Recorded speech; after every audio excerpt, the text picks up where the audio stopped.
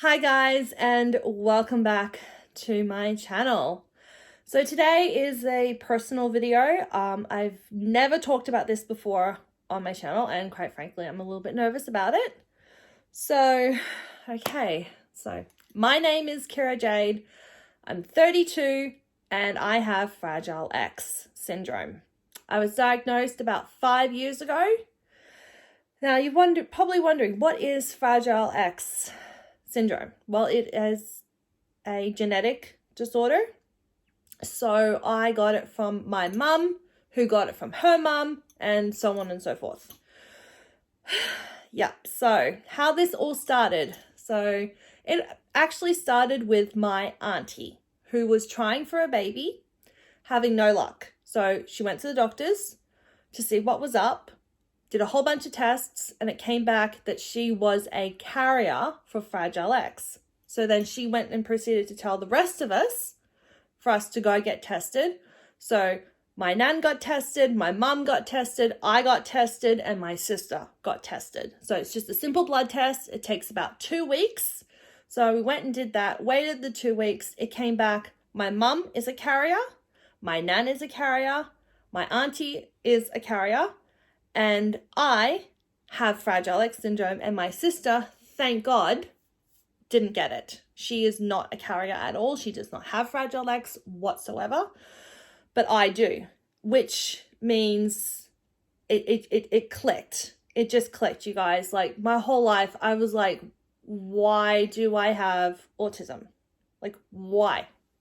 Like, why? No one else in my family does. Having the diagnosis of Fragile X, it made sense. And that is one of the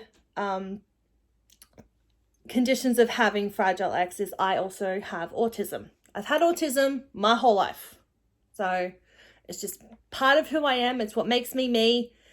And yeah, so yeah, it just made sense. So when I got the diagnosis back in 2018, it just clicked. It made sense. It explained why I got anxiety, why I was getting anxious, why I have a little bit of OCD, and it just explained everything. So yeah, so that is it. So I'm going to explain to you a little bit what Fragile X is. So I'm on the fragilex.org.au website. I will leave that down below for you guys if you want to have a bit of a read.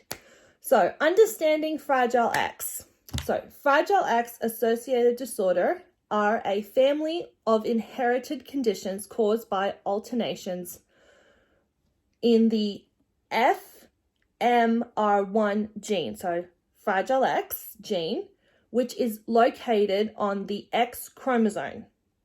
These disorders include a wide range of physical, intellectual, and behavioral symptoms that can affect family members in different ways. It is estimated that about 90,000 people in Australia are impacted by Fragile X in some way, as carriers of Fragile X or with Fragile X syndrome. So Fragile X syndrome is the leading cause of intellectual disability, affecting 1 in 4,000 men and about 1 in 6,000 females. So both males and females can be carriers of Fragile X gene. Alternating and are called premutation carriers. About 1 in 250 women and 1 in 800 men are Fragile X premutation carriers. Now, for a carrier of Fragile X, it comes with a whole bunch of other things, which I will include here. So conditions associated with being Fragile X premutation carriers. So this is what it includes. Excuse the mispronunciation. I'll have the words here. Fragile X associated tremor and text syndrome is spelled FXTAS. So I'll have the word here. It's a neurological condition with symptoms including shaking, unsteadiness, and memory problems. FXTAS is often misdiagnosed as Parkinson's disease.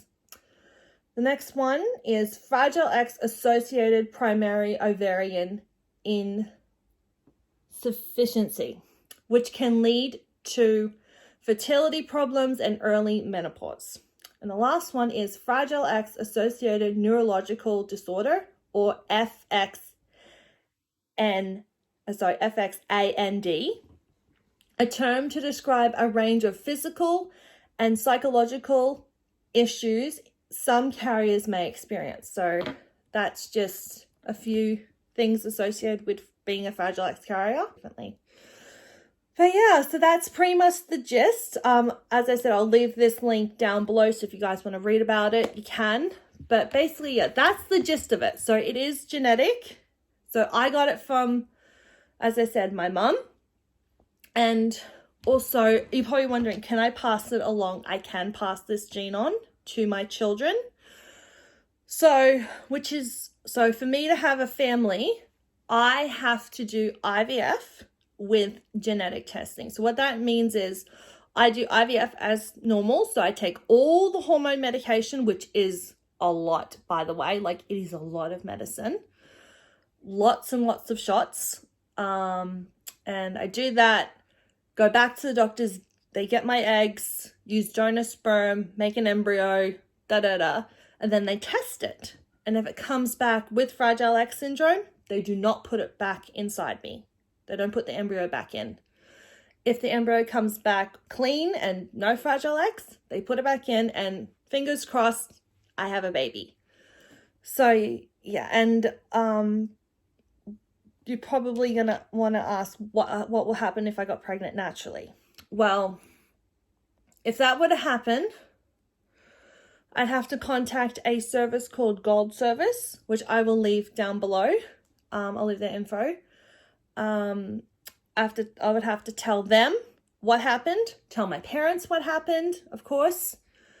I'd have to wait 2 weeks to go get a blood test. So I'd have to be about 14 weeks. Go get a blood test, wait another 2 weeks. By that point, I would be in my second trimester. I have to wait for the results to come back. If it comes back clean, I dodged a massive bullet and my baby will be healthy and perfect. But if it comes back and my baby has got Fragile X syndrome, I have to make a very difficult decision, which I never, ever, ever times a bajillion ever want to make. I have to make a decision whether I'll keep the pregnancy or not. And that's something I never, ever want to make, which is why I am firmly going to be doing IVF with genetic testing, because I want my baby to be healthy. And I don't want my baby to go through what I went through growing up. So yeah, I don't want that for my kid. I don't want that. And as I said, it's a lot higher in men than it is women. It's way higher. And there's a long list of disabilities and as I said, like a wide range of physical and intellectual behavioral symptoms that can be caused with having Fragile X syndrome. So I wouldn't know what my baby would have if my baby had Fragile X syndrome. I would not know until I got my baby checked and tested. So, okay. Gotta say, I was a little bit nervous about telling you guys, but I do feel good about telling you guys. And yeah, so that's basically it. So yeah, Fragile X is still new to me. Even though I was diagnosed about 5 years ago, I still don't know much about it. I know, like, from what I've been told, that I got it from my mum, and yeah, so it just means that one of my X chromosome genes is a little bit dodge. So that's how I can, like, figure out how I interpret it, that one of my genes in me is just dodge. So I got the dodgy gene, unfortunately, but this is what makes me, and I love being me. And yeah, and I like being different. So I've been different my whole life, and I love it. So yeah, as I said, I'll leave all the links down below if you guys want to have a bit of a read and get a bit of educate yourself on Fragile X, because it's also Fragile X month in the month of July. So I'll also leave their Instagram down below if you guys want to check that out. But yeah, so thank you guys for listening to my story. Yeah. I really appreciate it. And if you do have any questions, leave them in the comments if you want. If you don't, that's fine too. But also, yeah, so anyway, thank you guys again so much for listening to my story. This was very personal for me, because I've never talked about this before. So, but yeah, so anyway, thank you guys so much for watching. Give this video a big thumbs up.